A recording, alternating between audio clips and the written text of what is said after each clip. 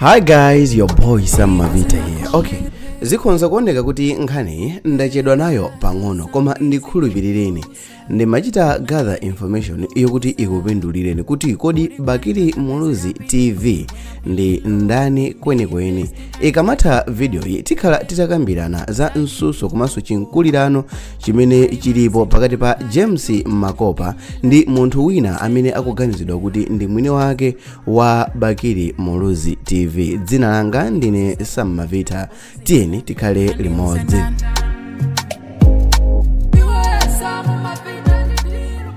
Bakiri Muluzi TV ngati mmene ambiri tikudziwira pofika musiku la lero ndizokuti waululika, ndipo James Makopa waulula mwini wake amene amapanga run channel ya Bakiri Muluzi TV.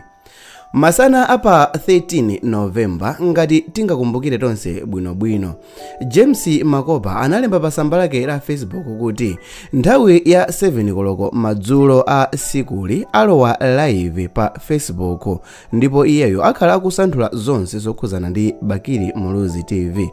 James Makopa pa posti yake iyeyo anafotokoza moudza Malawi kuti iyeyo wakwanisa kuyika pambalambanda zithunzi za nyamata amene akuti ndi amene amapanga Bakiri Muluzi TV.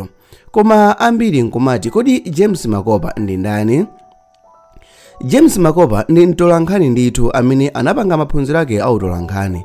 Iyeyo kumuzi kwawo ndi kuchirazulu koma wakhala nthawi yayitali mboma la Lilongwe, Blantyre komanso ku Zomba. James Makopa anayamba kudziwika ku dziko la Malawi kwambiri kudzera pa Mibawa TV mzaka za mbuyomo. Makopa ankagwira ntchito ku Mibawa TV ndipo anali presenter wa mapulogalamu ambiri kuphatikizapo programu ya Ndakatulo pa Mibawa.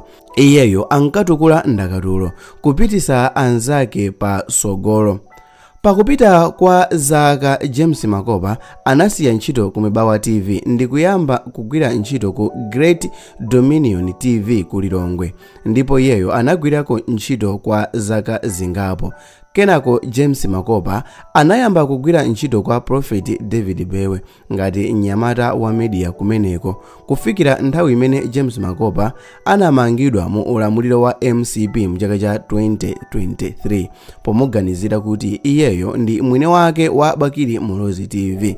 Koma kenaka anatuluka pa belo ndipo kufikira lero mulandu wake udakali ku khoti.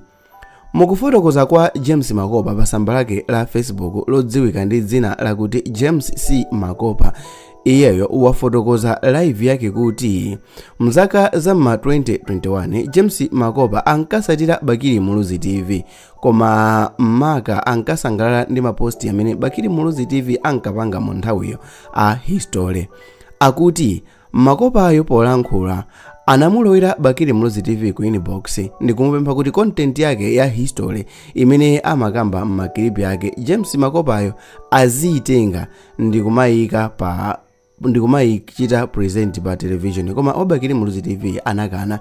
Ndipo Bakiri Muluzi TV yo anamuza Makopa kuti ngati akufuna akhonza kumangogwira naye ntchito limodzi, ndipo kuyambira pamenepa Makopa ndi nyamata wina amene akuganizidwa kuti ndi Haswell amene ndi mwini wake weniweni wa Bakiri Muluzi TV anayamba kugwira ntchito limodzi komanso amacheza.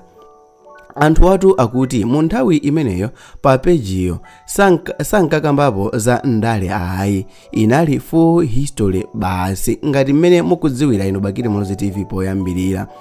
Nthawi imeneyo maklipi ambiri owonesa zinthu zimene zikuchitika kumudzi, zinthu zimene zikuchitika pa ground ankapanga present ndi James Makopa, ndipo iyeyo ankaoneka ndithu, ndipo anthu ochuluka amene ankasatira page imeneyo mu nthawi imeneyo muzaka zimenezo ankamudziwa James Makopa pa Bakiri Muluzi TV paja, ndipo iyeyo ankapanga present maprogramu bwinobwino osatinso mwachigoba kapena mwabisa nkhope ayi. Tikukambatu zakuti munthuyo anali ndi studio yake yeniyeni imene ankauza Malawi kuti takulatirani pano pa Bakiri Muluzi TV, ndipo mu nthawi imeneyi ma videos ake ankaonekanso ngakhale pa YouTube, ma videos ake ankaonekanso ngakhale pa Facebook page yeniyeni ya Bakiri Muluzi TV imene musiku alero ambiri tikudziwa. Atasiya James Makopa, Haswell amene akuganizidwa kuti ndi mwini wake weniweni wa Bakili Muluzi TV anayamba deep politics pa Bakili Muluzi TV tsopano. Iyeyo anayamba kumapanga timakilipi timene ambiri tikutidziwa tija. Ndipo mu 2023 a MCP anayamba kumusakasaka wa Bakili Muluzi TV, ndipo popeza nkhope ya James Makopa inali itaoneka kale ma Facebook page komanso ma YouTube TV zinali zosavuta, a MCP anapita kukamugwira Makopa mpaka na muchitokosi kuti kumene anamufunsa kuma iyeyo anakana kuti samapanganawo za Bakili Muluzi TV, ndipo anakana kuulula munthu amene dzina lake ndi Haswell amene mpaka na pano ndi amene akupanga run Facebook page komanso YouTube channel. Koma chimene chausa mapiri pachigwa nkhani inali yakuti pa 12 November mchaka cha 2025 pa page ya Bakili Muluzi TV panayikidwa audio clip amene amaponyera ma video nthawi zonse, ndipo wa Bakili Muluzi TV anafotokoza ku mawu akuti anthu ena ankabera anthu ndalama pomawanamiza kuti ndi Bakili Muluzi moti iwowo mpakana anamangidwa nazo. Motero James Makopa atangomva mawu amenewa zinamunyasa kuti wa Bakili Muluzi TV nkumandinyoza ine chifukwa ine ndinamangidwa pa nkhani zokhuza Bakili Muluzi TV chifukwa chokuti ameneka kumangidwa ndi iyeyo koma ndinamuchinjiriza. Ndipo James Makopa atamva zoyankhula za Bakili Muluzi TV anayankhulana ndi Haswell pomuzuzula kuti nzanga kundinyoza ine chifukwa chani, koma Haswell sanayankhe. Koma zinamupangisa James Makopa kung'alula kuti anthu adziwe. Koma nkhani pali mafunso ake ndi okwana atatu. Funso loyamba, James Makopa wapirira kwa zaka mpakana kuloledwa kuzunzika mu ndende komanso osamuzuzula nzake Haswell komanso osamuulula nzake Haswell amene ankayendesa Bakili Muluzi TV, ndiye zoona akamululiridwa pamene nthawi yakuti zovuta zatha kalekale. Ena akuti zifukwa zimene wapsera mtima James Makopa sizikumveka bwino, mwina anthu wa asemphana pa nkhani za ndalama, so James Makopa wapsya mtima pa zinthu zina.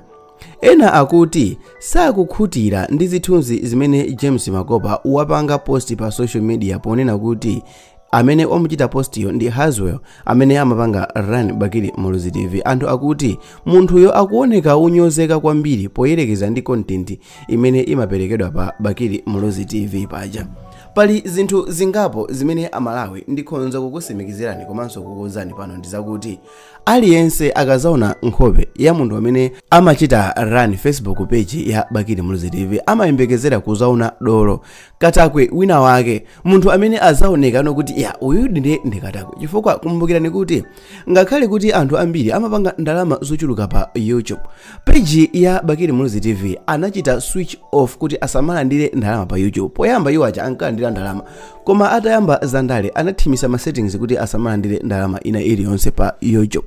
Kuphatikiza apo anthuwa ndizoti ndi madolo akhala akubisala nthawi yayitali despite kuti boma linapita mpakana kutenga ndalama kuti agule makina special ochita trace kumene kuchokera nkhani zaboza Bakili Muluzi to be specific, komano still more sanakwanise kumugwira. Now anthu amayembekezera kuzaona dolo, anthu amayembekezereka kuzaona munthu amene azakhala ooneka mwa udolo still more pali msuso waukulu. Bakili Muluzi TV waponyapo ma audios okwana awiri kuyankhula kuti ayi iyeyo ankabera anthu kumalankhula ndikumapereka umboni wake, ndipo James Makopa waperekanso umboni wake umene anali ndi video imene anayisunga iyeyo nthawi imene ankagwira ntchito pa Bakili Muluzi TV. Koma chilungamo chake ndi chimodzi chakuti James Makopa wagwirapo di ntchito pa Bakili Muluzi TV, koma sinali nthawi yayitali, mwina kwa miyezi yosapitirira 6. Mu nthawi imeneyo ankalandira ndithu malipiro ake abwino. Chimodzi chimene anthu ambiri akudziwa ndi chakuti page ya Bakili Muluzi TV mu nthawi imeneyo inkayendesedwa ndi anthu atatu: James Makopa wa ku Malawi, munthu wina amene anali ku South Africa, komanso kuphatikizapo munthu wina amene anthu ambiri ankakhulupirira kuti ameneyo ndiye bwana wawo amene ankakhala ku United Arab Emirates, chifukwa chakuti page yawo ya pa Facebook mu nthawi imene James Makopa anali atamangidwa inkaonesa kuti ili ndi ma admin atatu: mmodzi ku Malawi amene anali James Makopa, Mozi ku South Africa amene anali munthu amene timamudziwa amene amapanga history uja. Mozi anali waku United Arab Emirates kapena kuti amodzi anali waku Dubai amene palibe wina aliyense amene amamudziwa. Komano still more malipoti ambiri amaonesa kuti anthuwa akudziwana bwino, ndipo malipoti ambiri akuonesabe kuti anthuwa chilipo chimene asemphana. Komano still more akukanika Wabakili Muluzi TV kubwera pambalambanda ndi kuudza dziko la Malawi chenicheni chimene James Makopa uwalusira. Komanso James Makopa akukanika kubwera pambalambanda ndi kumuyalusa weniweni Wabakili Muluzi TV. Dzina langa ndine Sam Mavita. Tonane mu video yotsatira. Bye.